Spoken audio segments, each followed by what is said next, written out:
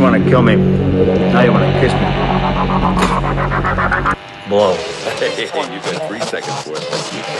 I'm going to amp this baby up. See how it sounds.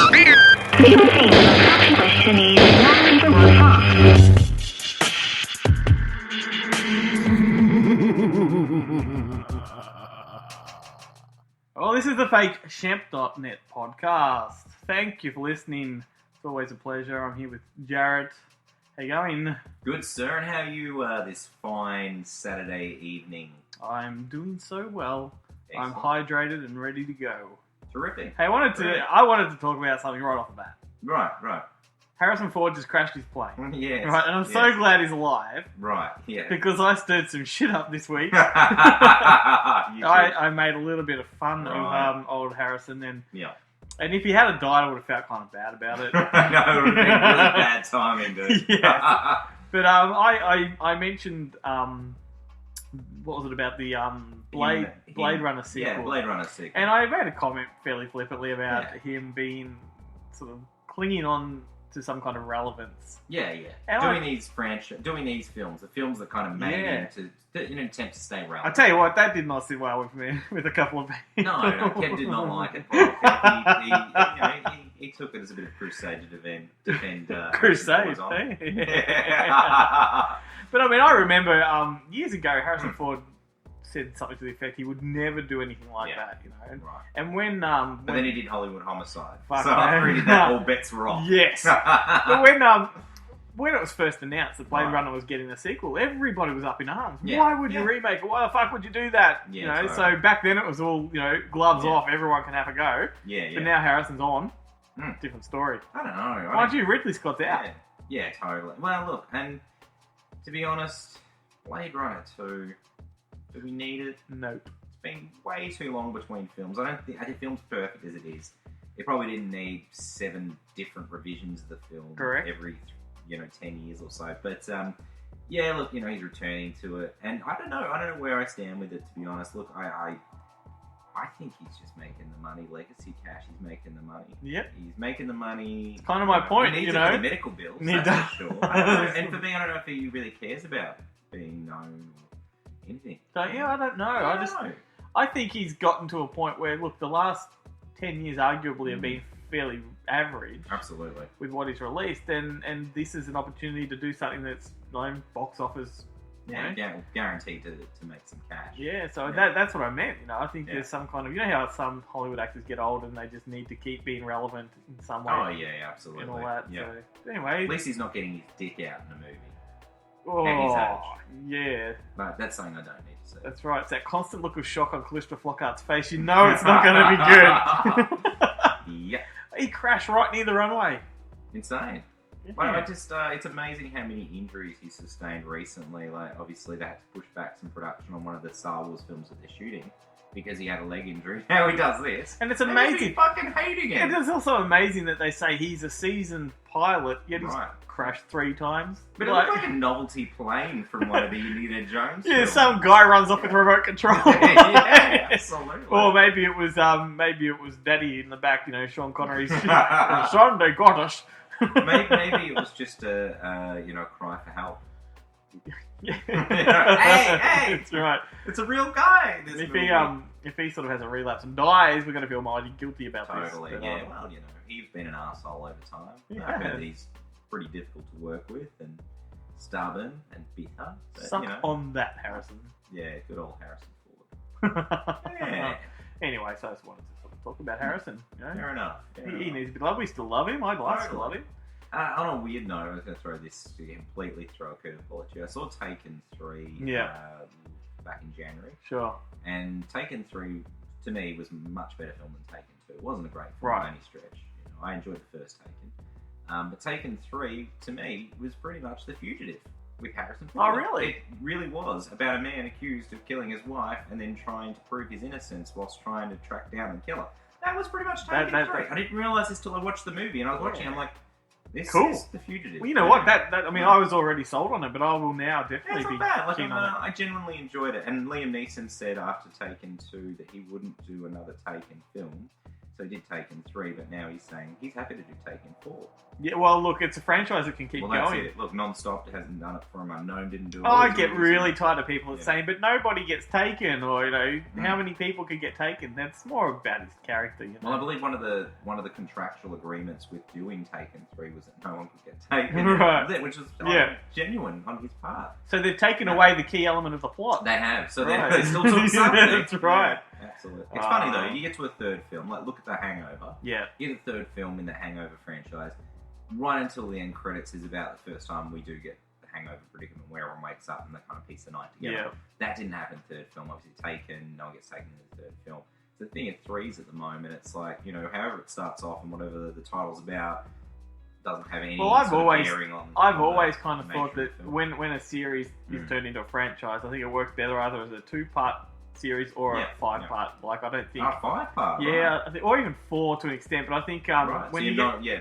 not trilogies for you. I don't love trilogies as much Right. as I love whatever you call a Yeah. fiver. Okay, yeah. Well, more often than not, by the time they hit the third, it's where they've made some errors. Yeah. Sometimes they can nail it with the second, but the third can be a bit of an error in I do, and I love it when... three. Yeah, I love So the to... fourth can correct that. Yeah, that's and right. the fifth can just make some more cash. I think- have Harrison Ford in it. And I think part 2s in any kind of series are usually the ballsiest, most outlandish ones because they're trying not to be the first True. film. They're Yeah. trying to Yeah. break new ground. Yeah. And it's number 3 is usually the safe one that goes back to the original formula. you know? Yeah. You only have to look at D2, for instance, the Mighty Ducks sequel, or D3, which actually has the actor that's in our focus film. He was in Mighty Duck movies, Mighty Ducks 2 and 3. Of course he was. Brendan, what's his surname?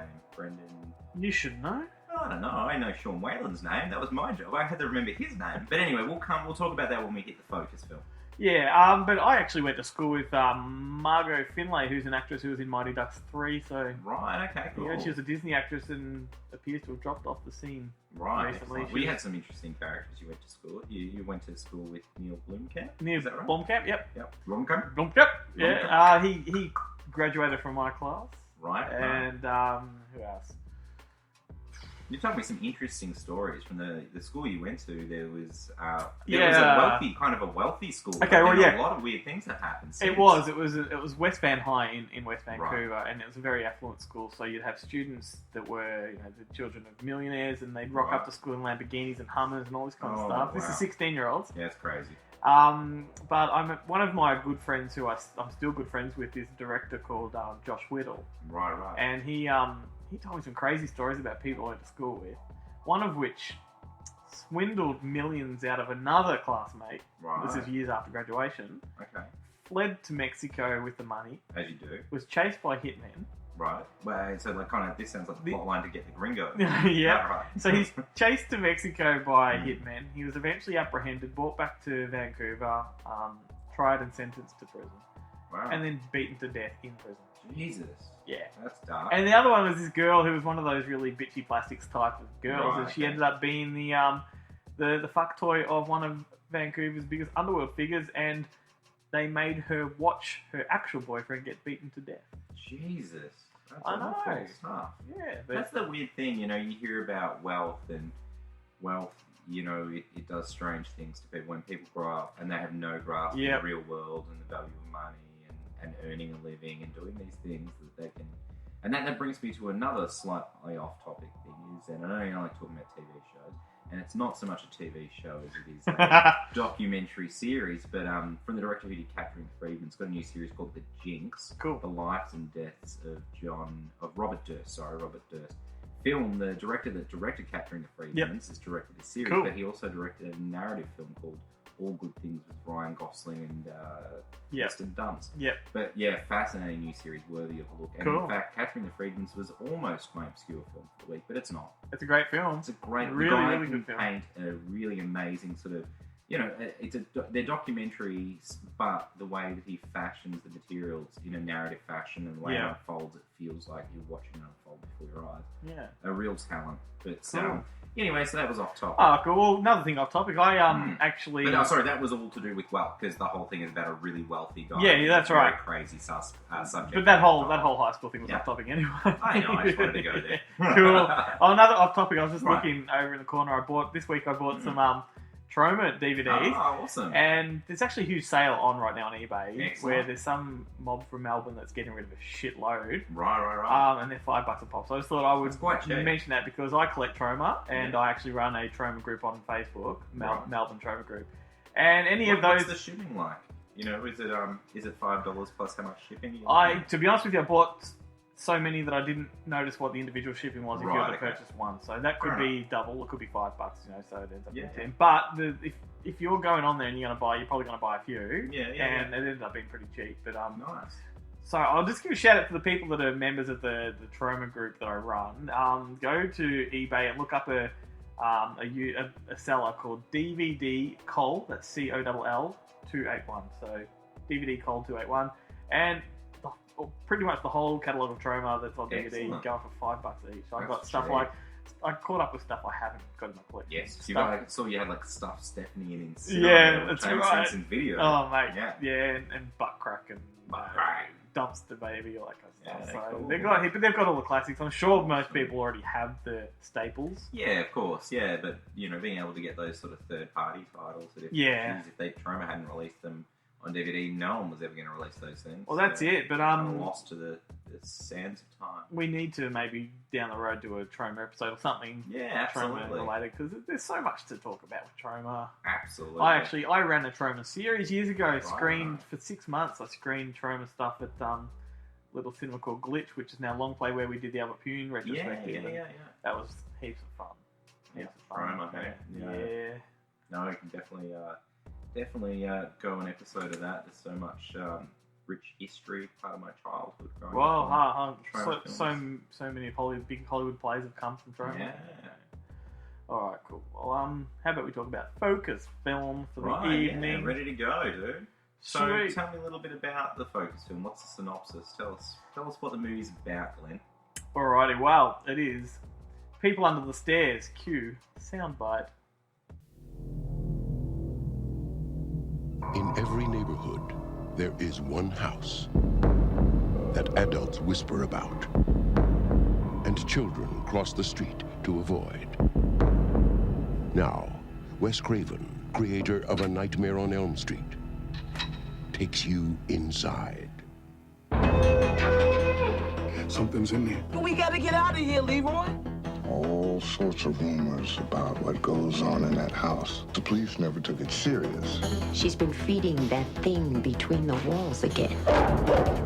Very, very tense about this. What goes on in this house is a sin. But what goes on under the stairs is a nightmare.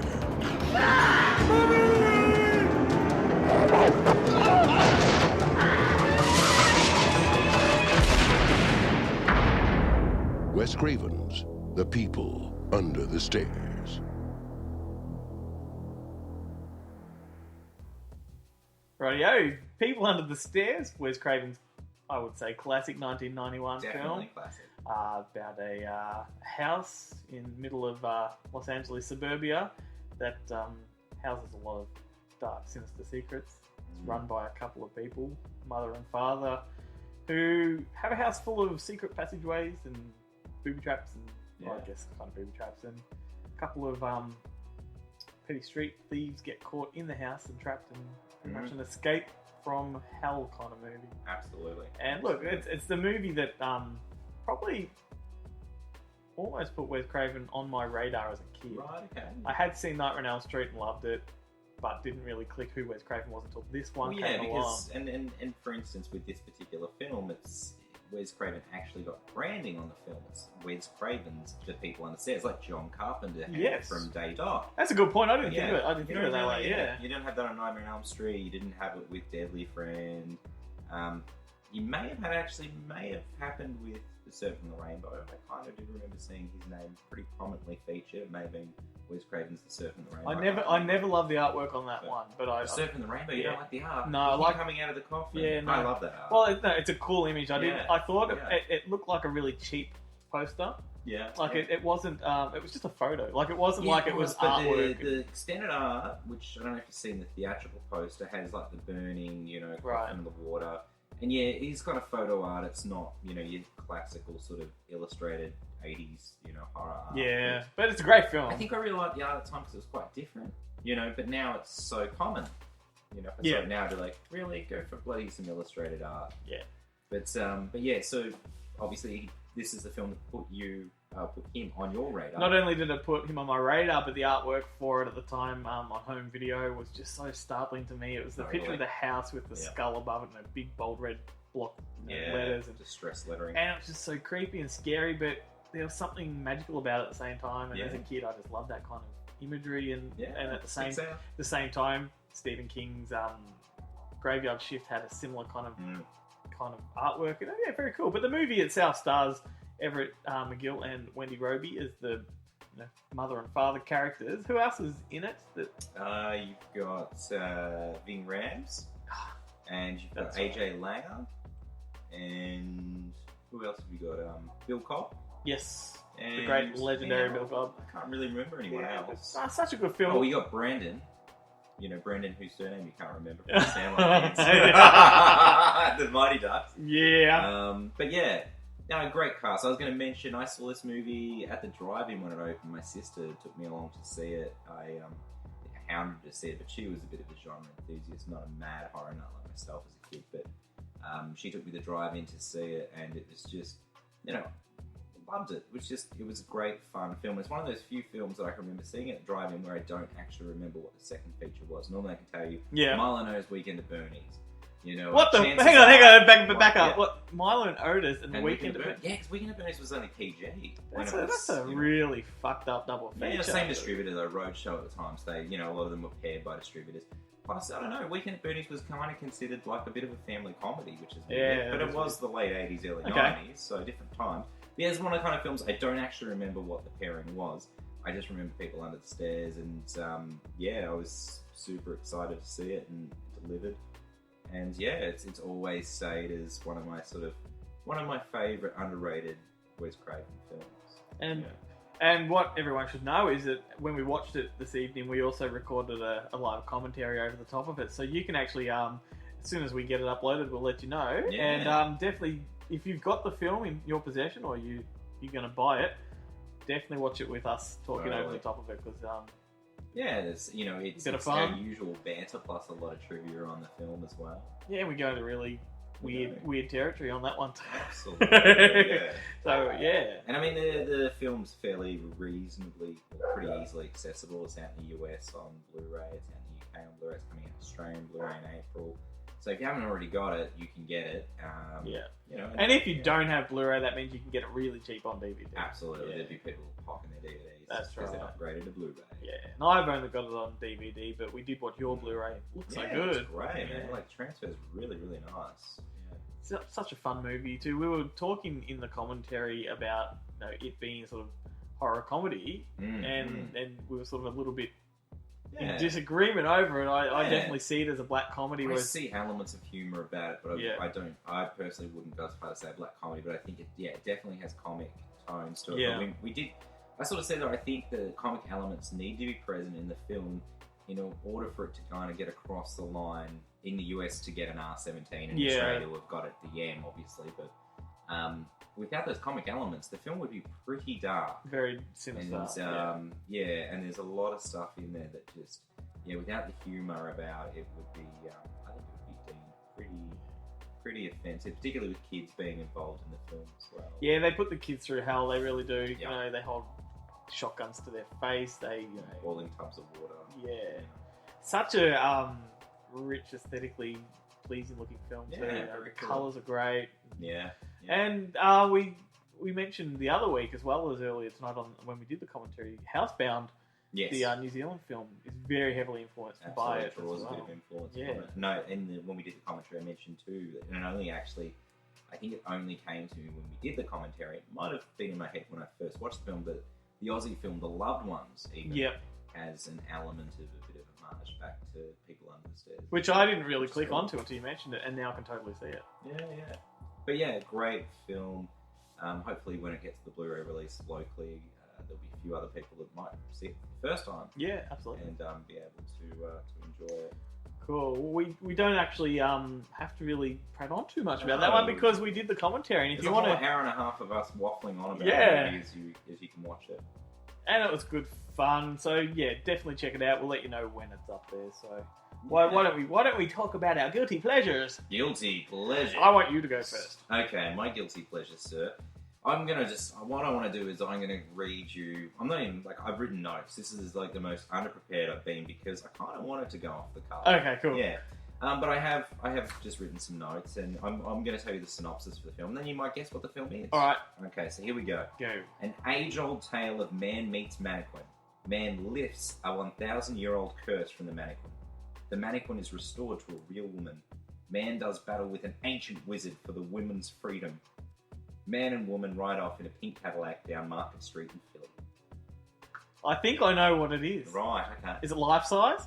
No. Is Life Size the one with Tyra Banks in it? Yeah. I've never seen it. It's like a but remake yeah. of Mannequin. Well, this is Mannequin on the Move. On the Move. Number Yes, 2. Number 2, dude. Number 2. From 1991, made 4 years after the original in 87. They came back in 91 and made a sequel with no original cast members except the actor that plays Hollywood. Hollywood is dead. Yeah, he died June last year. You know what? You're gonna make my partner's day because Melissa is absolutely smitten with Mannequin, and she's been begging me to buy number 2. Dude. And I'm gonna do it. Yeah, I'll do it. There's a double pack I want to get. Well, yeah, you may as well. Yeah. Do the double pack. Yeah, I'm sure. I mean, that's the one I've got, the double pack. I mean, I think the original's a really good film. It is. It's just a good film. It holds up. Mannequin on the Move is such a cheap, nasty cash in that's inherently kind of shit but fun. Yeah. And just It belongs in all that. the wrong It ways. belongs in that same shameful file that Yes, you know you're things going like to say Splash 2 and Splash 2, the Jerk 2, yeah, and the Romeo and Michelle's yes, early prequel. years, Yes, all that yes. kind of stuff. But not Dumb and Dumber when Harry met Lloyd. Oh Is yeah. there anything good about that movie? No, I didn't say good. I said Oh, yeah, shameful. yeah, I said shameful. But That's a good wording. Now, in the lead roles in this film, you got William Ragsdale, and you obviously would know from Fright Night, and he was in Herman's Head, the TV series. I met William Ragsdale a number of years ago at a convention in the US in Chicago. Big claim to fame. He's Really met nice Jarret. guy. Yes, exactly, and he's still talking about it. Good dude. And then Christy Swanson plays the mannequin part, which we discussed her during our commentary when we mentioned Deadly Friend. Of course. But she's the original Buffy from Buffy the Vampire Slayer, the movie. And then you'll get a kick out of this, dude, because I imagine it's been a very long time since you watched Mannequin on the Move. But the ancient wizard I mentioned is played by Terry Kisser. You might remember him as Bernie Lomax. Oh my god! Yes, the world suddenly gets smaller. Our universe is imploding. Is he as lively in this one? He's so good in this. He's so shit and good. But look, you know, he'll always be Bernie Lomax to me. Yeah. But, and obviously this film was made after the success of the original Weekend at Bernie's. But yeah, he's in there, which is always a treat. There's a whole lot of, hey, look, it's Bernie! Exactly. Yeah. He's an ancient wizard with a bad accent. The opening titles of the film are so bad, man. Like, I mean, they're really tacky, the titles that come up. It's very early 90s, so it's like not quite 80s anymore, but these titles, they come at you and then they run across left and right, and they're big, bright colours. The font is just awful. It's terrible. Like, if you just watch the opening couple minutes and watch the titles, and it was on free to air, you would change the channel. Right. But I probably wouldn't. No, I definitely wouldn't. But the other thing I was going to mention too is there's a song that runs throughout the film. I don't remember the name. It's not very good. It's not Starships. Nothing's going to stop us. But Starships, Nothing's going to stop it. It's featured in the movie toward the end. You're like, really? Did you need to? You had your own song. Well, but is the song mannequin related or retail related? No, I don't know. Not Living Doll? I don't even know what the question was. I was just trapped in my own thoughts of a mannequin. But here's the one thing: it is shot in the same Macy's department store that was used in the first Mannequin, which is on Market Street in Philly. You mean Mannequin wasn't filmed at Woolworths? And Woolies? What? What? So they've returned to the same location with none of the original cast, for obviously Hollywood. But very little of the store's seen. Like, Mannequin so little. It's so bad. was filmed at Woolworth. At Woolworth. Boys to men still keeping up the beat. Yeah. I'm so lost right now. Freedom of 76. Ween. Oh, okay. Ween. There you go. Yes. So sorry. I just learnt that Ween is full of shit when it comes to mannequin references. Right. Well, there you go. Yeah, totally. And then that Macy's, the original mannequin was shot at, and Mannequin 2, like some little bits in it. I wonder if Macy's is owned by Woolworths. I don't think so. No. Because I think Woolworths was it an Australian or British trading company? It's American. Again? Was it American? Yeah. Oh yeah, because they are throughout New York. the US, aren't they? New York. Yeah, I don't know, but I know that the Macy's was the one in Philly, was I think one of the oldest department stores in the whole of the United States. It still is a Macy's. The lady and I, if you go to Philly, there's not a lot to do in Philly. You can do pretty much everything in Philly in a day. But Are you allowed to call it Philly when you're not American, or when you're not Philadelphia? Totally. Yeah. Well, I'm sure our listeners know what we're talking about. Yeah, of course you can. Yeah. Philly, Philly, no? P-Town. But there is like a top 10 free things to do in Philly, and of those free things, apart from like the Liberty Bell and that sort of shit, is the Macy's, which is just like it's a fucking shopping, department store. But it's the film clip for Freedom of 76 by Ween, directed by Spike Jonze, is all about the Liberty Bell, and they steal it. There you go. Oh, right, okay. I'm going to watch still- that video. yeah. Spike Jonze directed it. All right. Yeah. So, yeah, Danny and I did go to the department store, but here's the thing, we went to it because it was fucking Macy's, not because it was a place to go and see, but we like Macy's, you don't have to look in there. As we're leaving, I see a sign that says, in-store this Saturday, Andrew McCarthy signing copies of his autobiography. Get fucked. Totally, and I go to Danny, oh my god, I wish we were here in Philly but we were only just visiting for the day. I'm like, that's crazy. Like, what's he even doing here? And as we leave and we walk out, I look at the building. I went to Danny, I think this is the department store from Mannequin. She's like, really? And I'll go, run back into Macy's. They got free Wi-Fi. Jump on IMDb. Sure enough, it was. Bam! Like, yes! Yes! That's awesome. I was on holy soil. But that's really all I've got to say about Mannequin on the move. Look, There's a not lot much of fun. more that needs to be Nah. said, because that whole Totally. conversation was practically Mannequin 1. It's true, but look, Melissa, if you're listening, She will be. Glenn's definitely got to put that in your Christmas stocking. Well, it'll be before Christmas. We can't possibly wait. No, you can't. You've made... I've talked it up. No. I've talked it down. We both know that I love bad sequels. Yeah, I know. Yeah, I think in fact them. one of our conversations inspired me watching this movie. You having talked. I think we was talking about The Jerk one day and telling me that Jerk 2, and I've never seen it. And then we talked about Splash 2.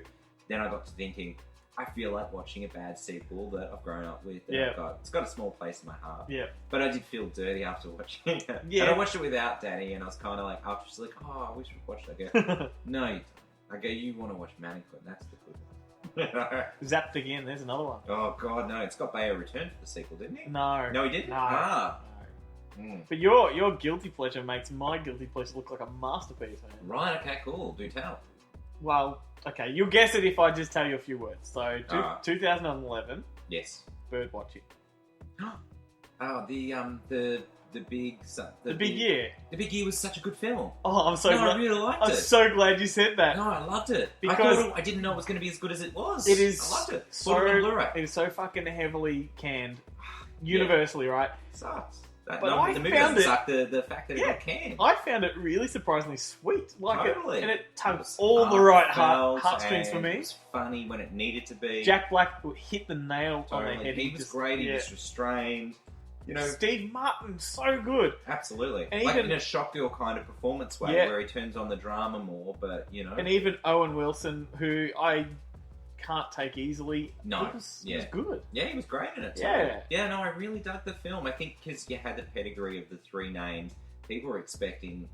all So the that film stupid is comedy. about three competing bird watchers, and the Big Year is the name of an annual event where you've got to spot as many birds from around the world as you can. And Steve Martin plays a high-end executive that sort of pretty much quits his job to go on this bird hunt. Yeah, you know?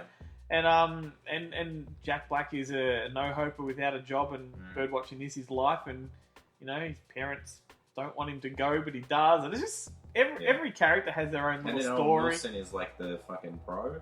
Yeah, like the dude that the gets world's the best, shots the and world's gets out best. there. Yeah, like he's like Eli Cash. and but his wife wants him to stop because it's ruining their family. So, but every character has their own little arc, and it all comes together so beautifully. I think it's a that's really underrated film. Yeah, very, it really was quite sentimental and hit a chord with me by the end of it. Good, I'm so glad you said that, because I thought there's not many people... Not many people saw it, and then anyone that didn't see it pretty much gave it shit. Why would I watch that? It's a fucking Jack Black film. no, You're like, no, but it's not that. I found the people that did watch it being, the proprietor of a video store, whenever it got returned, it was like, well, that was shit. You know, that was the typical Were sense. they expecting a comedy, you think? I Like think, something well, that's you sort of laugh got a you bit? got those three people. Yeah, You're yeah. expecting something really slapstick and Sure. bang, bang, bang. Absolutely. And who directed it? Was someone? Was it like? Was it Steve Brill? No, was it Steve Brill? If I Was it the director that did like? Oh, it's over there. I can. No, I won't run it. Unobtainable. Yeah. But it's someone that had a pretty good hit rate with films, and then they did this, and it kind of was like. Well, It was. yeah. They had a fairly good caliber. And Mm. anyway, I thought it hit the spot. I enjoyed it. Yeah, it was an unexpected surprise enough that I went and bought it on Blu-ray. Like, as soon as it went on Prime. I don't have the Blu-ray. Yeah. I want the Blu-ray. I think it's one I will buy. I like it that much. Yeah, it's a But- beautifully shot film. but Like, it really is beautifully shot. It is, and I think it's got some good music through it. But yeah, It's inspiring. It makes me, I'd love to be in a position, say, of wealth where you can just go, I'm just going to take how good would that be? months or a year off and go. Because the film takes them to all kinds of places that are really Totally, beautiful. it's an adventure. Yeah. It's an adventurous sorts, like a strange adventure. But an Anyway, but adventure I definitely think it qualifies as a guilty pleasure for the simple Yeah. fact that it's fairly heavily shit canned. Yeah, I think if it's sort of much maligned by like a bunch of people, then that makes it a guilty Cool. pleasure. All right, so Yeah. that takes us to obscurities. Do you have an obscurity this I week? do, sir. I've got an obscurity. My obscurity actually is from the late 80s, from 1988, and it's Alien Nation. which I think is a really underrated It film. really is. Really underrated. Do you think it's an obscurity because it launched something big? I imagine that if you ask most people today, you remember that movie Alien Nation? They'd be like, oh, yeah, maybe. Well, who was in it? You go James Caan, and they go, you go Mandy Patinkin, and they go... But it's not to be confused for the TV series? or the pilot episode, which was made as like a telly movie. Oh, yeah, well, they did a bunch of movies. Yeah. They did the series, only did, I think, maybe a season. Yeah. And then after that, they did continual movies. But I every remember couple of years. the one you're referring to, they almost retold it with the pilot episode. It was kind of like a remake of the movie you're talking about, Yeah, which they I did. think a lot of Yeah. people would confuse as the Yeah, they Alien did that. Nation movie. Yeah. Well, this particular, the feature-length film from '88 was produced by Gale Ann Hurd. Yep. Who was on a pretty good run from having produced like Terminator and Aliens. It's only been 2 years after the Aliens movies. It was directed by a British guy whose name was Graham or Grant Baker. I think it was Graham Baker, who really didn't do a whole lot of films except for the Omen, the third Omen film, The Final Chapter, which is quite a good one with Sam Neill. Yep.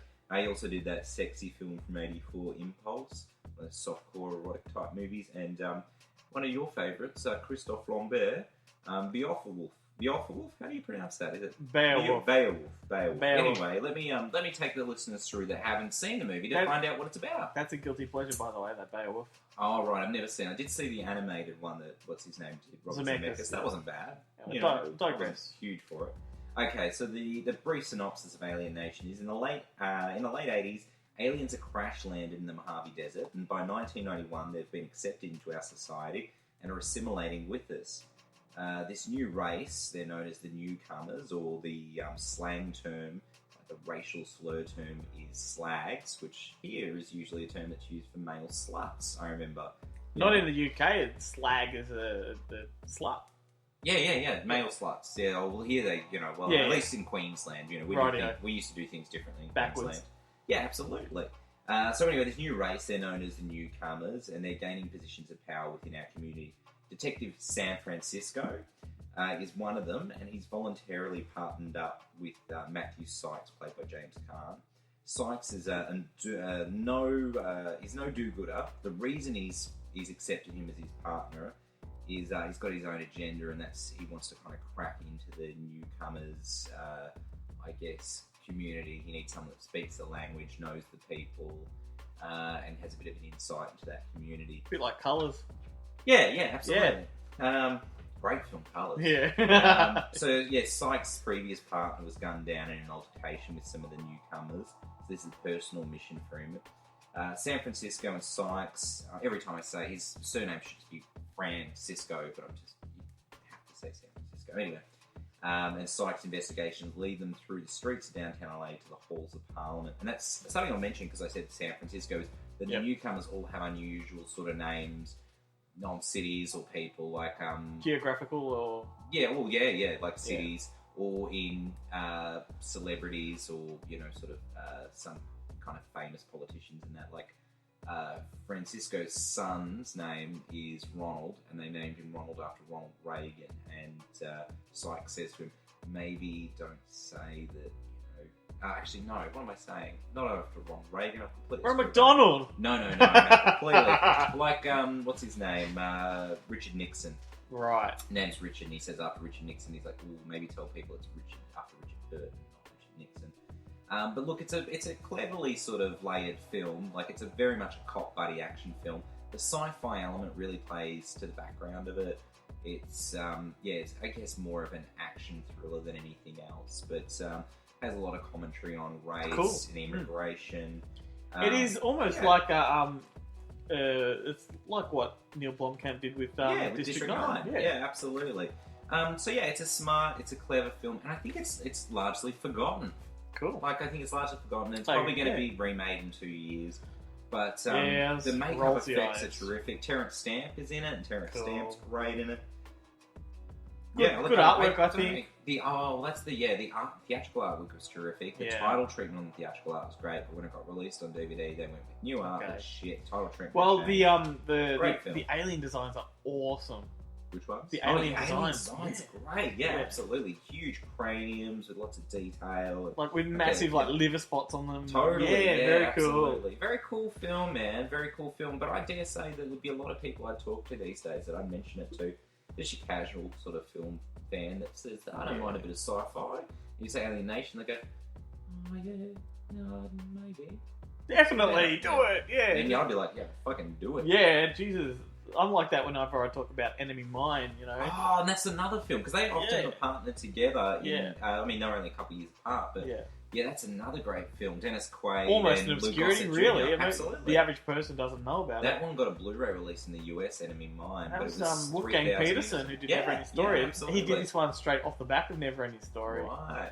Oh, so good. Very cool film. Yeah, that's another one I'm really looking forward to revisit. Okay, so that leads me to my obscurity, if you do it mine. Mine's also a fairly smart sort of film. It's very similar to, do you remember the movie Primer? Oh, yeah, I love Primer. All right. Same director who did Upstream Colour. Yes, so if you love Primer, mine is just like it. Time Crimes. No! Okay. It's a movie that's got two titles. Oh. In Australia, we know it as Phasma Ex Machina, and in the States, they know it as Ghost from the Machine. And I love this one so much, I've bought you a copy. Oh, cool. And I've also bought a listener a copy, which we're going to give away. It is a very cool film. Look, the story is about a young guy who he loses his parents in a car accident. He's left to look after his brother, and he's a real science geek, so he invents this machine that actually opens the doorway to the other side.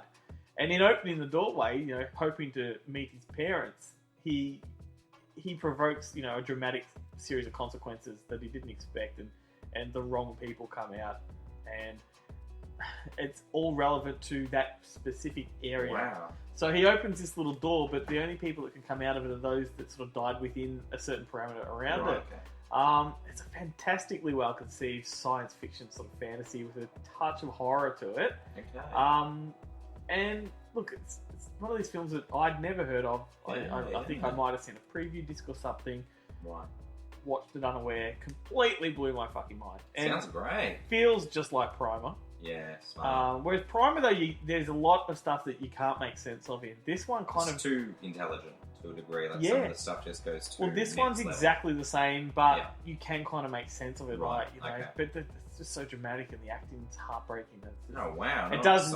It's a real strong dramatic core. Yeah, we will give one away, which awesome. Keep listening, and you'll find out how. Which we'll do in a minute, actually. Cool. But I bought you one too. Oh, thanks, man. This is awesome. So I don't even have to compete for the copy. I've got one. You've got one. Awesome. No, I can't wait to watch this. So yeah, if you're listening from overseas, it's actually called Ghost from the Machine, which is a lousy title. It sounds too similar to Ghost in the Machine. Exactly. One from the mid-90s. Yeah, but at the same time, Phasma Ex Machina is a very sort of obscurity kind of title. Like it almost sounds sexy.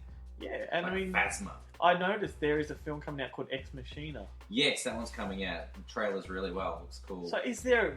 What does Ex Machina mean? Like, well, I think it's actually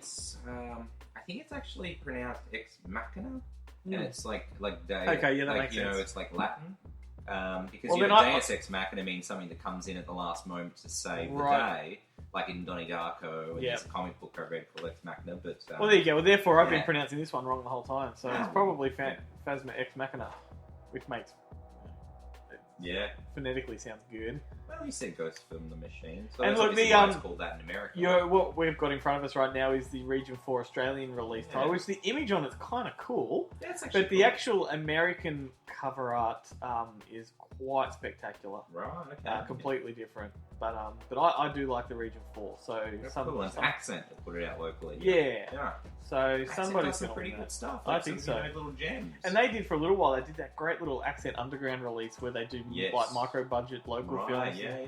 And a friend of mine, Jason Turley, released his film Welcome Stranger through them. Okay. You know, that's a film that cost him a couple $100, I think. That's good, and they put it out. They put it out, you know. Ooh. Yeah, and he went on to do good things, you know. He curated his own festival. He now curates Sexpo. Right, yeah. So, you know, his little film started with them. Very cool, dude. Very cool. No, I want to watch this. Now, just on topic, because we're talking about these type of movies. Have you seen that Spanish film, Time Crimes?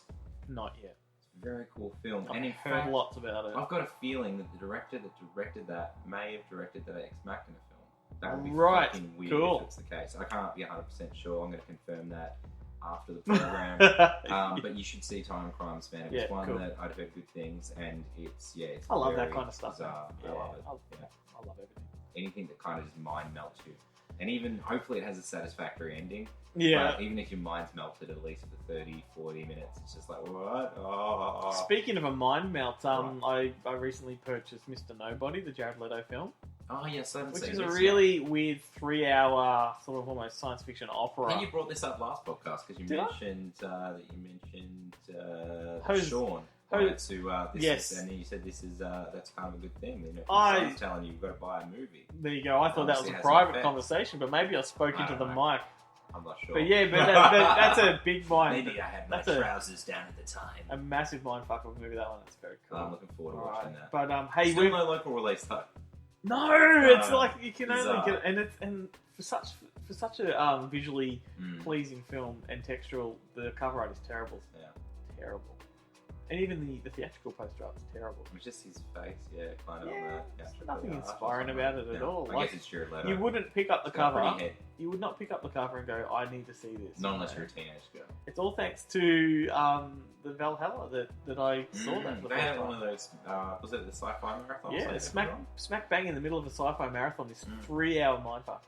Yeah, very cool. Hey, let's give stuff away. We've got a fair bit of shit. Are you giving this thing away? We are, Phasma. Yeah, how are you going to give that away? Well, I'm going to tie that in because we actually, the good people at Eagle Entertainment have spoken to us recently and given us some stuff to flog off to all of these nice, kind people who are listening. So I'm going to tie Phasma Ex Machina in with one of their releases called Ghostmaker. Which is a supernatural thriller.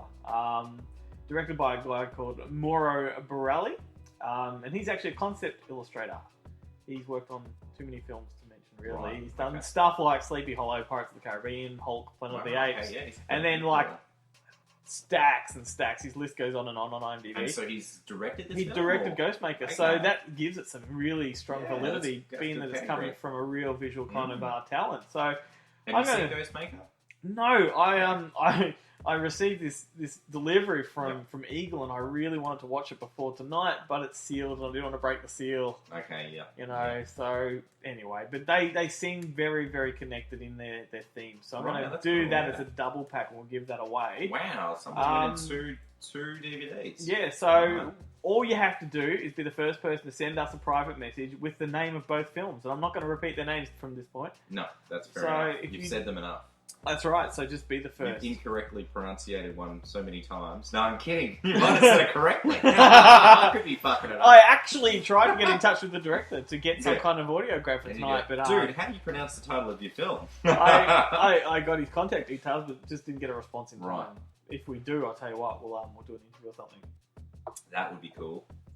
All right. So, well, while we mentioned Eagle, may as well, they scratch our back. Let's scratch theirs. I'll Right. just run off a couple of titles that they've got coming up. I think this month. Mm. Plus One's their big one. I saw Plus One. Oh, did you? We've Yeah, been it's clever. we've been advertising that on Fake Yeah, Champ, it's been popping up on on our some front of the page. on the front page. Clever thriller that's they're likening on the slick to Donnie Darko. It's not that not that far removed. It's it's clever, and you know what, that ties in really well with the films we're talking about. Oh, cool. Because it's about essentially displacement of time and time shifting, and so you can have like an alternate version of yourself here and there simultaneous. Yeah. And what happens if you caught wind of the other? What if someone says some Chinese whisper that spreads, says we don't kill them, they'll kill us, and it's chaos. But it's it's actually quite a clever film, very very stylized. I hope it's coming out on Blu-ray through Eagle as well. it is. DVD and Blu-ray. Eagle are great with Blu-ray. Yeah, they are great because they cost theirs the same. that's good. Their They keep retail's it cheap. only like $1 Keep it difference. cheap. Yeah. So look, another couple. They 2 thumbs up for me on that one. Oh, I'm looking wicked. forward to, I can't I wait. hope the Blu-ray's got some special features. I really hope, because I'd love to delve cool. deeper into the film. Well, they've got Saints and Soldiers 3 as well. Which Yes, I'm third chapter. Yeah, I like. You those. like the I you've said before that you've liked these films. Yeah, I did. I haven't I'm seen number surprised 3. that they made it. I was like, third one really? It's Which- like Spud. They just keep making. It's it. had some difficulty with the title as well. I know here Right. it's called something like Battle of the Tanks, but over there it's not even Saints and Soldiers 3. That's actually the underline. Like it's got Right. a title which I can't recall, and Okay. then at the bottom Saints and Soldiers 3. Yeah. And then they've got another one called Love of My Life, which you wouldn't guess it, Right. but it's a torture porn kind of film. So. Oh, okay. Geez, that's interesting. Yeah, I haven't seen that Sounds either. like a Dean so... Cain film with a dog or a horse. But they're coming soon, so give them a Right, plug. cool. And, Eagle Entertainment, they're on their Excellent. website. Excellent. But some sad news that has a little bit of benefit for us, I suppose, in a sort of sad way. Peacock Films are closing down. They've been with us for years. They were releasing VHS titles back in Totally. the mid-80s. Yeah, a long time ago. And they were arguably releasing a lot of shoddy films. They picked up a lot of films that other distributors wouldn't touch, but in doing so, they picked up some films that went on to be on classic, and they, in recent years, picked up all of the Asylum's movies. Yeah. that's Well, the right. Asylum movies that were completely in-house Asylum films, because the Asylum also did Sci-Fi Channel collaborations like Sharknado. Yeah, yeah. So look, we snapped up a whole lot of Peacock titles. They closed I think next month. Right. Okay. So I just got in contact with him and just grabbed a shitload and You said, whilst this cock's still peeing, I've just grabbed yes, some titles off it. that's right. Right. Aim at me. So look, I'm gonna start off. The first giveaway we're gonna do this week is with the Asylum stuff, and Cool. I'm gonna do the entire Mega Shark trilogy. Yeah. So I've got all three. That's Mega Shark versus Right. Giant Octopus, Mega Shark versus Crocosaurus, and Mega Shark versus Mecha Shark. Alright, okay, yep. We're giving them all away in one pack to one person tonight. And the way that you'll win this is if you're the first person to private message us with the name of the upcoming 4th installment, Right, that's cool. which has just been greenlit. There is a little bit of confusion because there is a name they put out there a while ago that is not the one they're running with. Okay.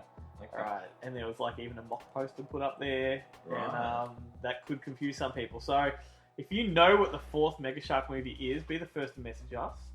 And with these competitions, you can't claim both. So it's one or the other. You choose whether you want to do the Supernatural one or whether you want the Mega Shark one. Yeah, Alright, you can't enter both competitions. No, so you Yeah. choose which one you want to guess and go for it. And Or could they message you with no? Just No. choose one or the other. no, we'll know if it's the same person. Yeah, no, I was gonna say. Yeah, no. Oh, that's my mum's name. But it's at the same address. Oh, but it's my mum. She loves the Mega Shark.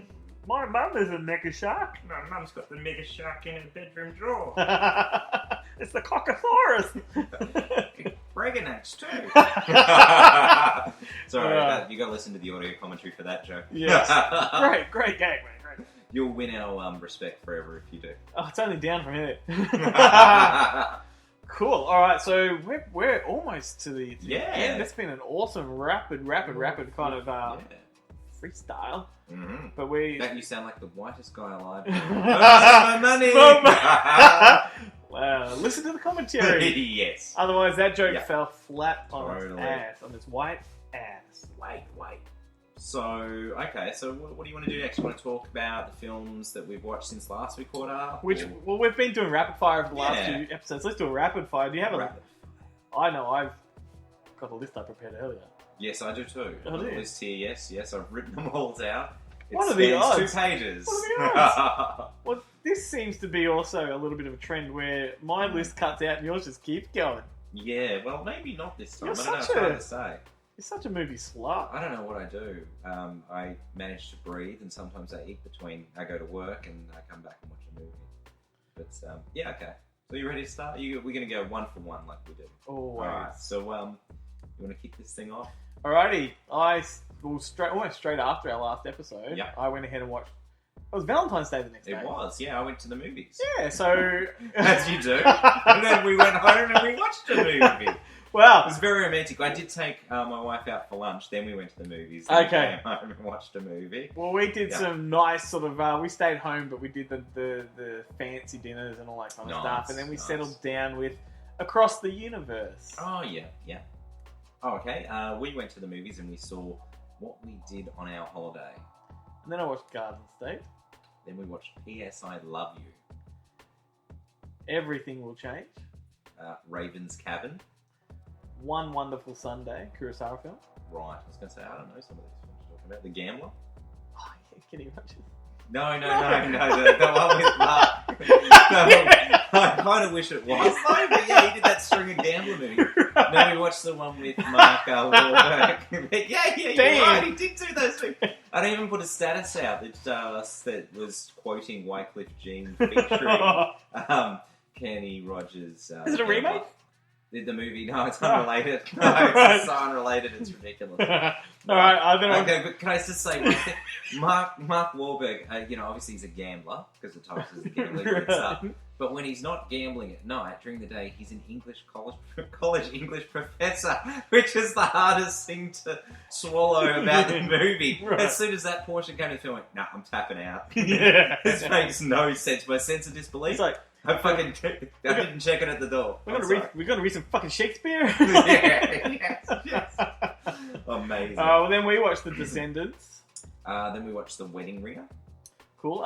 We did Playing It Cool, which I needed to say is a really fucking great rom-com. It really. Chris Evans. Yeah, kind of. It's a bit of a deconstruction of rom-coms, but yeah, Playing It Cool.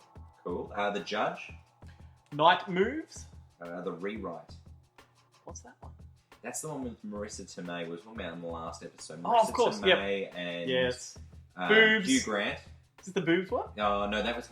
She got them out in Untamed Heart in the European cut. No, this is a new rom-com. It's up on, iTunes US. Right. I don't know who's going to pick it up locally. It'll probably be an Anchor Bay release, I imagine. If it sees the light of day. It will see the light of day. Cool.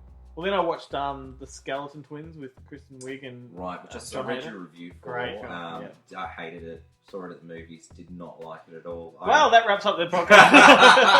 I did not like it, but funnily enough, it featured starships. Nothing's going to stop us. In such a great scene. I didn't like it. Yeah. I felt that it was just one of those overdone, American indie type affairs. It was so fucking good. All right. I didn't find it emotional nor funny. I thought it was a tragic waste of talent. But going forward, I did. And I hope this is not a spoiler, but I did like that the guy from Modern Family was a sex pest. Yeah. Because he looks like a sex pest. Sorry, so your next one? No, that was mine. Oh, okay. So I'm Not Safe for Work, which I wrote a review, and if you haven't seen it, you should check it out. Alright, well then I watched Rashomon, another Kurosawa film. Right, then I watched Inherent Vice, which was fucking disappointing. I'm sorry. I'm going to watch it again before I form a final opinion. I didn't say it was a bad film, I just said it was disappointing. Okay. So, your next one, sir? Yeah, I watched Zach Braff's next one, Wish I Was Here. I watched The Voices. Then I went on to a couple of classics. I did Bloodsport 4, Dark Kumite. Oh, well, I went on to another classic myself, Wrong Turn 3, Left 4 Dead. I wasn't. I'd never seen it. I bought one, and I've been buying these films. Obviously, I bought you one of them, but I've been buying them because I figured the first two were pretty good, and I watched the third one.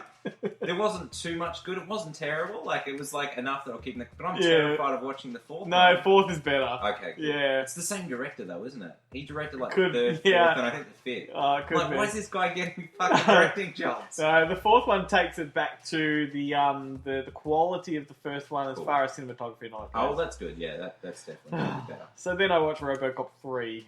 Awesome. Which is way better than people give it credit for. Totally, Fred Decker, man. Yeah. It is. And I think when you go back and you watch it, you enjoy it even more. It fits in. It fits in probably just as much as number 2. Like, number 2 and 3, very similar. Works for me anyway. Yeah, I hear. I did Along Came Polly. First time I'd seen that. Yeah, sharp. Yeah, it took a long time for me to see it. Yeah. Right. It was okay. Then I introduced my son to Real Genius. Oh, what a classic. Fucking I forgot how good it was. Funny. And afterwards, Sean just looked at me and goes, that was awesome. And this is, so cool. How good is that? Yeah. So it still works. The magic still works. Then I did The Devil's Backbone. Oh, great film. Great film. Then I did Return of the Living Dead 5, Rave to the Grave. I'm not done 4 or 5. Don't. Yeah, okay. Don't. Yeah. In fact, if you want to take my Blu-ray home with you... I've got them. Do you have the German one? No, it's a US Lionsgate pack, and it's got like 3, 4, and 5, and then it's got some other films. How do you even put number 3 in with 4 and 5? Because number 3 is so good. Yeah, so I haven't done them. What was the 4th one called? It had a weird sort of shitty title. Rave to the Grave, number 5.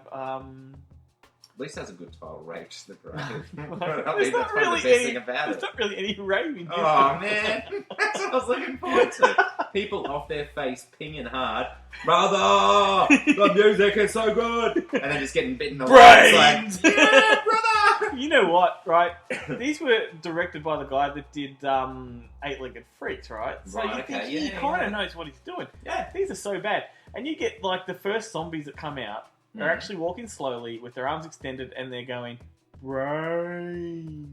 Right. And then pretty much every zombie throughout all 2 of those films is brains. Yeah. It's fucking terrible. Yeah, sounds awful. So yeah, you did that one, I did If Lucy Fell. Cool. Then I did Indiana Jones and the Kingdom of the Crystal Skull, and you can all go fuck yourself if you hate that. This is one you. It's not my favourite of them, no, of course not. But I will defend it fucking profusely, and if you want to take me up on it, I'll just link you to my blog. The one thing that could have been better about the film, apart from the CGI with the monkeys and the trees, well, that's the only thing out of place. Shia LaBeouf. Get rid of him. Yeah, well, look, could have been an infinitely better film. It would have been an infinitely better film. Arguably, would have been fantastic with somebody else. But I think everything else that people pick apart in that film, you can compare to other things in the rest of the series. Yeah, I hear you know, anyway. Yeah, absolutely. And I think, look, the issue I think the audience for Indiana Jones has grown up. Yeah. So we have not got the level of suspension of disbelief that we used to have, so therefore we don't buy into it as easily. Because if you show any kid of today Indiana Jones and the Crystal Skull, Kingdom of the Crystal Skull, they'll fucking love it. Yeah. You know, anyway, moving on. What do you think about this talk about, what's his name? Chris Pratt. Awesome. Awesome. I think he would be amazing. Did you see that knockout photo of him in character? No. Fucking brilliant. Yeah, I think he could easily fit that role. I think Harrison's just done himself out of that deal. Yeah, totally. Yeah, he bombed. He can do it well. Is that a joke about him having a plane crash? No, because I would have said he crashed. Oh, okay. Yeah. Alright, so moving on. I saw a film called The Oranges that I picked up quite cheap from a video. Have you seen it? Yeah, Leighton meets Hugh. It's actually not bad. It was pretty good. Unsung film. Yeah, bit dark as well. Yeah, it was quite dark. I watched Fatal Honeymoon. Oh, yep, got to watch that. I haven't seen it. Nadia Tess. Yep. I watched Up in the Air, which is the second time I've seen it. The first time I saw it was on a plane to Perth. Bought it on Blu-ray because I love Jason Reitman, most of his films, some more his unsung films. And the second time watching this, it really hit me. This is a fucking amazing film. Yeah, it is very cool. This is such a very good film. I loved it. I do agree. So, then I watched Remote Control. Excellent. I watched Chocolate Chicks in Zombie Town. Oh, Troma. Yeah, there you go. Brilliant. Then I watched Assault on Wall Street, which was surprisingly good. I Dominic really, Purcell, yeah, Yuri it's Boll. got Michael Paré and it's got David Keith. Or Right. Keith David. Keith David? No, The one from Pitch Black. Pitch Black. Oh, the one Pitch Black. Was he in Pitch Black? Yeah, the black guy. The Oh no, Keith David. Keith David, because David Keith's the one from Christine. Yes. Yeah. Yes, that's right. Hang on, is he in Pitch Black? Or Yeah. are you just saying he's black? No, he's in Pitch Black. Is he in Pitch Black? Yeah. It's been years since I watched He's Pitch like Black. the spiritual guy, and he's in. Right. He's also in Chronicles of Riddick. Yeah, I still haven't seen that. Okay, cool. I've got all three at home. I've seen Pitch Black. I Yeah, enjoyed that. but Assault on Wall Street is pretty cool. Right, Breeders. Not cool. Not cool at all. I shouldn't have bought it for fucking $3 or $4 it cost me. What a waste of money. Well, then moving on to something classier, Whiplash. Right, Life of Crime. Throwback, my favourite Aussie film, the Yeah. Glenn Award of 2014. Big Eyes. Cool. Mean Creek.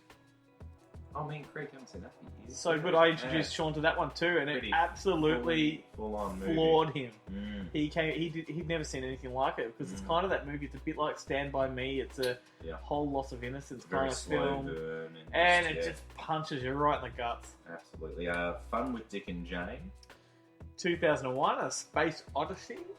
Curse 2, The Bite. Jeez, mine aren't sounding so great against yours at the moment. Well, Mean after- Creek. after I watched- 2001, I'm like, oh, Fun with Dick and Jane. Curse 2, The Bite. No, but no, the man's got like a snake arm. It's Hey, fucking I did cutting edge. I did Bloodsport 4, and Yeah, that's a while ago. You've rattled off like 3 good ones. okay, well, Flash, Mean well Creek. if it's any consolation, after I did 2001: A Space Odyssey, I really felt tempted to put on 2001: A Space Travesty. Oh, yes. Leslie Nielsen. Yeah, yeah. Because my son was so mind fucked after that. Yeah. He didn't know what to do, so I thought maybe we can alleviate it. Then I realised it's midnight, time for bed. Oh, fair enough, fair enough. What did you watch next? The Unbelievable Truth, the Hal Hartley film, his debut Yes, film. yes. I did Raven's Cabin, I did My Life's in Turnaround, The Doors, Mannequin on the Move, Good Morning Vietnam, Alien Nation. Predators. Yeah, that's all of the movies. I got it on Blu-ray. It's I a love triple it, man. pack. I still got to watch it again. Yeah, so much better. So much better than Predator 2. Well, that's cool too. No, Predator 2 is not good. No, but it's what I was talking about before, being that every couple of really years. audacious Yeah, kind I was of gonna say, sequel, the man. sequel, yeah. Trying to be something Yeah. different. Absolutely, yeah. You know, but I thought Predators was a really good third installment. Yeah, that- a total throwback to Predator. Yeah. I think it was really cool. The only thing I didn't like was probably Adrian Brody's casting. I think they needed a more, like a... I get that. Bigger physical presence. Yeah, but I thought he was quite But, good you in know, it. I think he tried, but I just didn't looked at him like- and go, little dude with muscly body. I just didn't like. No, big man. I just didn't like the abundance of CG with the creatures, the animals, Right, like yeah. the rabbit dogs, and all that. The But strange creatures on the yeah, planet. but as far as the story goes and Yeah. the way it actually references the original film, Yeah. that was great. Yeah. And Yeah. they're doing another one, and Fred Dekker is writing it, and Oh, that's right. And Shane Black, yeah. who was in Predator. Did I say The People Under the Stairs? No. Okay, well, we watched that. So Okay, yeah. that's on my list too then. Right, well, geez, you might outrun me this month. The Da Vinci Treasure, Lance Henriksen, Right. Asylum title. Right. Then I've got my last one, which I thought would be a bit of a discussion point. The Nightmare on Elm Street 2010 reboot. All right, let's get back to that. I'll finish my list off, Okay. and I really want to Right. address that. Well, I don't want to address that, but I You've will. got it. All right. Well, I watched a really cool one that I had no idea existed. Thought it was actually quite good, called The Maze, which is a slasher film that takes place in a hedge maze, in a corn maze. I didn't see that. I didn't read the review. I saw the post about them. Interesting film. It's It's like got something I wanted to see. it, it's probably 30 minutes, or no, probably closer to 50 minutes of really good slasher inside a Yeah. corn maze. Yeah. With a really cool killer. But then the rest of the film descends into a really crap cop interrogation kind of film. Right. Yeah. But the slasher stuff was good enough to sort of make it worth your Yeah, while. okay. I picked it up for $1, so I'm happy with that. Yeah. Then I watched Miss Meadows with Katie Holmes, which was a fucking Yeah, dog. you said I it shit. hated it. And I love Katie Holmes. So it's a do shame I. She's done a shit. You another know, shit film. they're trying to do Serial Mum, the John Waters Yeah. film. Okay. And, So it's trying to have that kind of Yeah. level of humour about it. and all she keeps saying is toodaloo, Yeah. toodaloo. It's like, fucking put a gun to her Poor head. old Katie Holmes. Then I watched The Ghost of Goldfield, which was originally made as Urban Legend 4. Right. You've been hitting these cheapies hard. Yeah, I love Except doing for the that. Miss Meadows, because that's Yeah. But anyway, Ghost of Goldfield, terrible. Right. DC Sniper. yes. Get for you. You can go on to FaceShip and read the reviews. I review all of these. Then 56 Up.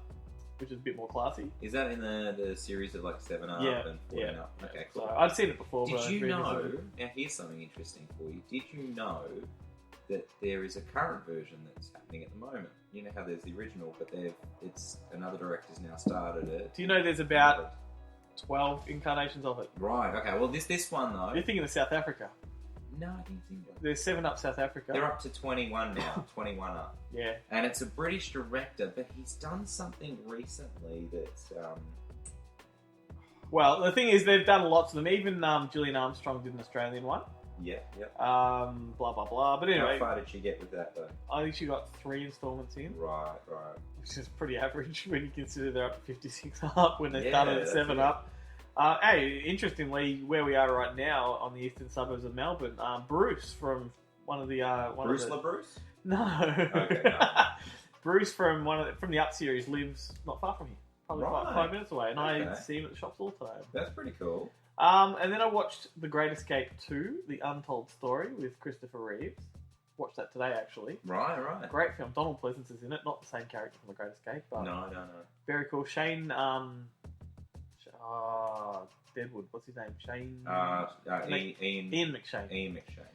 Yeah. Ian McShane's in it too. And then I finished it off with a cool little Aussie film called William Kelly's War. Yeah. Okay. This film's coming out through Anchor Bay in April. So what's that like? I tell you what, impressive. You must have liked it because you went on and liked the Facebook because I saw that Ah, up in my feed. I think. did. Yeah. I thought it was like, I have a lot of issues with it, but at the same time, it was made for next to nothing. The cast were great. One particularly bad performance, but the rest are fucking amazing. Right. All shot in a backyard. They essentially they have a rural property and they bulldozed it to make it look like Gallipoli. And it was all shot on their own property, their own buck. Really impressive, sort of Gallipoli kind of film. Right. Excellent. A lot of it, but it's called William Kelly's War. It's kind of like got two meanings because you get the Gallipoli scenes, but then we're back in rural Australia where there's a turf war going on, so it kind of flashes back and forward. Right. Okay. But very cool, worth a look. Okay. Yeah. No. And I'd love to know what kind of cameras they use because it looks $1 million bucks. Great. Yeah, really good. And that is it. That's all I've watched this week. But I guess we need to address the Nightmare on Elm Street 2010 reboot. what's to address. I mean, Look, I saw it when it opened theatrically. I went to a preview screening probably a couple of weeks before it was released, and I was quite dismissive of remakes in general.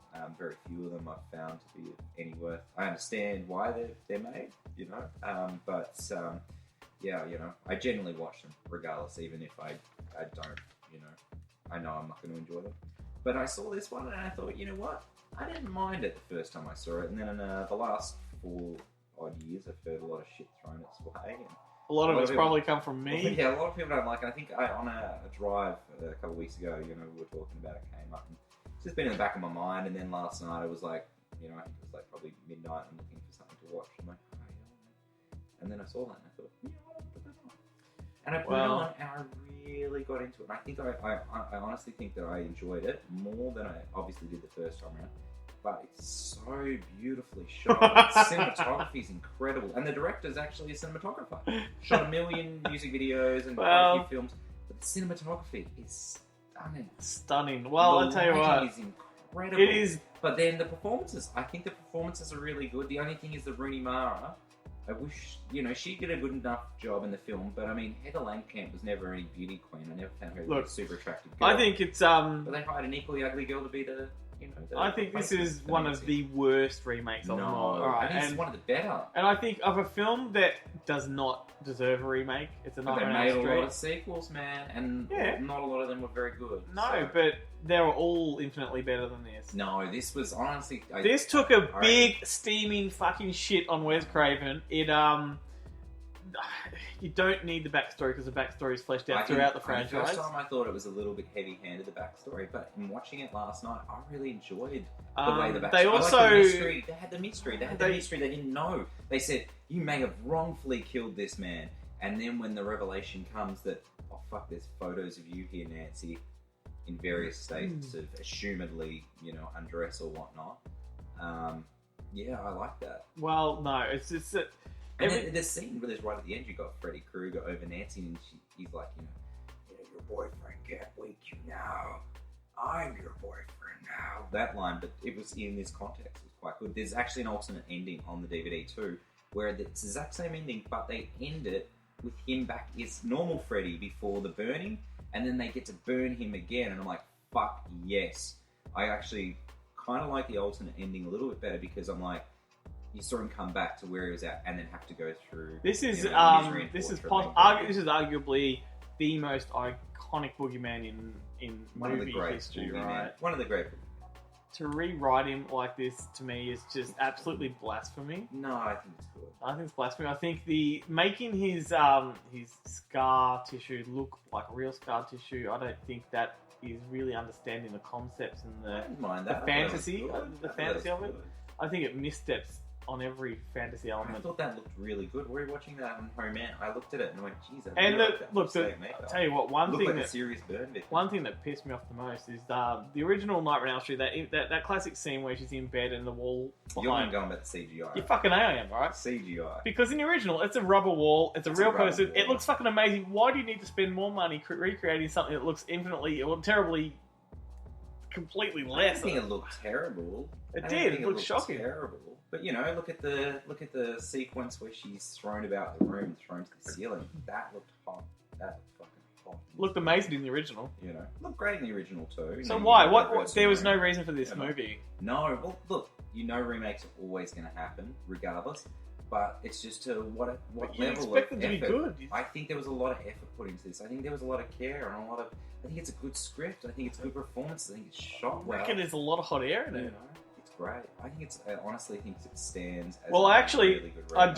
do. It's not like that Friday the 13th remake. Which was fucking good. No, Really fucking good. you can't just But that try wasn't. and- No, see, that wasn't a remake. That was Well, what is that opening title sequence with Pamela Right. Voorhees and all of that? the film is a reboot, a re-imaging, but it can easily be a sequel at the same time. It kind of pushes forward so that it's not recreating anything Yeah, that's but done. I guess that's the beauty of Friday the 13th over Nightmare on Elm Street. It was a very simple sort of Yeah. plot line. It was he And literally that- walked around. And Hence cut why that people one up, worked you so know. well. I thought, you know. But yeah, no, dude, I really dug it. I implore you to check it out again. Like, have you only watched it the one time? Because I've only watched it once. I watched it twice because I Give actually it another shot. I wrote a big article on it. So if you do Watch want that to, cinematography. if you do want to Watch see, that cinematography. if you do want to see me dissect it a little more than this, because I'm not really interested in going into you it. should watch it again. I do have a blog. I think it's called Sequels, Prequels, Remakes, and I go through my own self-imposed policies and rules of what you should and shouldn't do, and that one features quite heavily. Yeah. Alright, and that brings us to the end of this episode. I So implore you, good people out there, check out that remake. We're At least going let me to- know. Is there anyone else that liked this fucking it's film? time for some shout-outs. Is there anyone else out there that liked this film? I can tell you what, I don't think Daniel McDonald sounders on. I don't think they or he would like it very much. But I'll tell you what, he's recorded a fucking amazing piece of music for us. As always, we play it under our podcast. So thank you kindly. I'm always going to shout him out because it works. He's so done well. the work. He's done the work. He's done the legwork. Yeah. Little shout out. I've got a mate that runs a mob called the Nexus Concept Studio, and they've been trying to get themselves up and running recently. So go and hit them up. Have a look at their stuff. It's pretty cool. Jump on the website and have a look at their gallery of videos that they've got there, because you can see some of the sample work. Yeah. And these guys, they do commercials and things like that. Audio visual. They've got actually Paul Gerard, who does a lot of the Hellraiser concept designs, is one of their main key artists. So go check them out.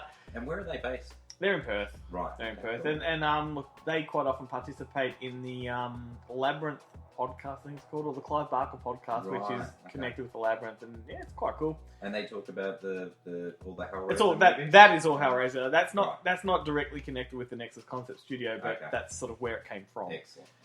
Look, this is a cool shout out. Just quickly, I want everyone to go and listen to the recent Geek Speak Live podcast, because the first 10 minutes is probably their most fucking awesome recording ever. I listen to their podcast all the time. These guys are up in Brisbane, and they really unleashed on some trolls that they've been experiencing lately, and boy, is it fucking, it's a corker. It's good. I like you're singling those trolls out because they don't mind coming at you. There was some nasty you know. shit aimed at them, and Yeah. and they took them to town, and it's worth listening. So the Geek Speak Live podcast, they're on Podbean and all the same places we Yeah, are and yeah. things like that. So also we mentioned Throwback in my list. I just want to let you know that that's now out on DVD through Monster because that was my Glenn Award for last year. So now that it's available, you should all fucking go out and get it. Watch it. It is awesome and everyone has to see it. And last, but certainly not least, I just want to tell everybody they should go and visit the Billy Crank fan page. Billy Crank is essentially the son of Ernest. You remember Ernest P. Worrell? Oh, yes. 1980s? Yeah, Jim Varney. Franchise is getting a bit of a reboost, but in a new direction. And it is Son of Ernest, but it's a new character with new traits. And You've got a video. Yeah. Bit of a video? Well, if you go to our YouTube page or whatnot, you can check it out. It's a little bit of a history of how the character's been developed and coming along, and what it doesn't give away too much, but it sort of shows you a glimpse of what's to come. And anyway, visit that. The Billy Crank fan page. You should definitely check it out. And that's about all we've got for this week. Yeah, that's it. That's it, man. Like, I think that's a pretty tight episode, and we'll be back within the next 3 weeks to do another one. And we've got a lot on in the upcoming weeks. We're going to see Malcolm. We're going to see Malcolm here in Melbourne. And Nadia Tess and David Parker. Are going to be there doing a live Q&A. Can't wait. I've got to squeeze in about 6 trips. I'm going to Sydney for a week, so the lady and I are planning a movie a day. I've got a few in-season double passes, so we'll do all the romantic stuff, and then we'll squeeze a movie in the morning or at night. But the aim is to see a movie a day whilst we're in Sydney, and maybe go to different cinemas every day. Very cool, and take it in. I do plan to watch and review more movies and bring more to you. And don't forget to hit up our commentary, which we're going to post up soon. People Under the Stairs. What a movie. So thanks for listening. Thank you, Jared. Thank you very much, Glenn. Don't forget, check out A Nightmare on Elm Street, the 2010 reboot. Or die. Trying. Whatever.